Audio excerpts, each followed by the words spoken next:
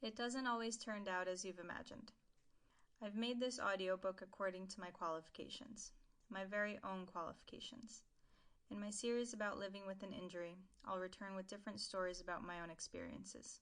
It's so much that's intertwined, and that's important to return to. I've made this audiobook according to my qualifications and my very own experiences.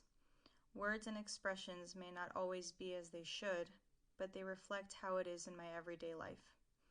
However, I've done what I can to make what you're listening to as understandable as possible and mean something. So please enjoy and welcome into my world filled with experiences. I'll give advice and support to both you, a relative, and to you who has suffered a brain injury. It doesn't matter if it's small or if it's large.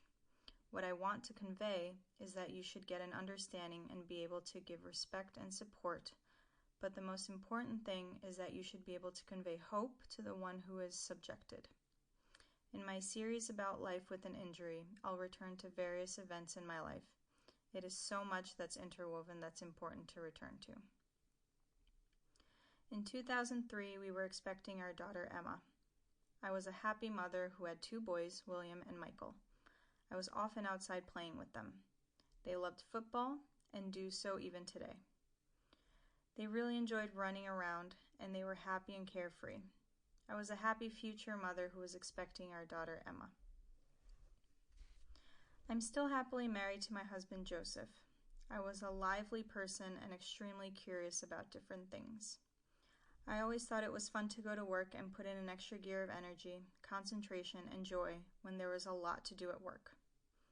I had lots of ideas and saw many opportunities that could lead to good solutions. I was also appreciated for my being good at problem solving and conflicts. I was very loyal, and I dared to go against what wasn't good.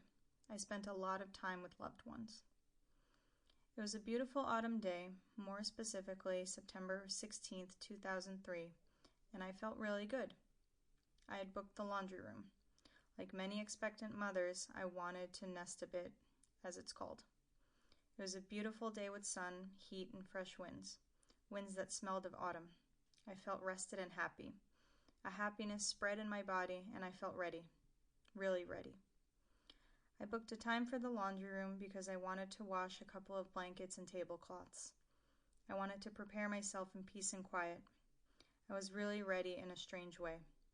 I washed and dried a blanket in the dryer. It was for our baby and carefully selected with pink, beige, and green colors. I was longing. Sample complete. Ready to continue?